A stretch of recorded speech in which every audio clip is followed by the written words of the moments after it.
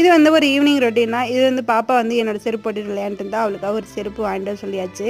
கொஞ்சம் தயிர் போடலாம் அப்படின்னு சொல்லி ரெடி பண்ணிட்டு இருந்தேன். அது கூட கொஞ்சம் அரிசி மாவு, கோதுமை மாவு போட்டு தோசை ஊத்தலாம் அப்படின்னு சொல்லி, தொட்டுக்க கொஞ்சமா கொத்தமல்லி சட்னி இருக்கு வச்சுக்கலாம் அப்படின்னு சொல்லி ரெடி பண்ணிக்கிட்டு இருந்தேன்.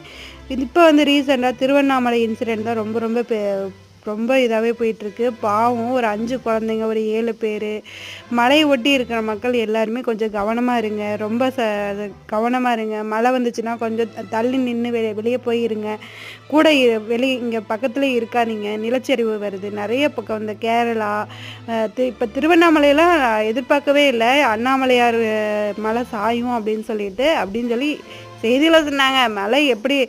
மழை நிறையா பெஞ்சா எந்த மழையாக இருந்தாலும் ஒரு கட்டத்தில் அது சரிஞ்சு தான் ஆகும். ஏன்னா நானும் மலைக்கு பக்கத்தில் தான் இருக்கேன். ஒரு 5-6 கிலோமீட்டர் டிஸ்டன்ஸில் தான் மலை அடிவாரத்தில் தான் இருக்கேன். இயற்கையை தள்ளி நின்று நம்மளோட உயிரை பாதுகாத்துக்கிறது நம்மளோட திறமை, புத்திசாலி.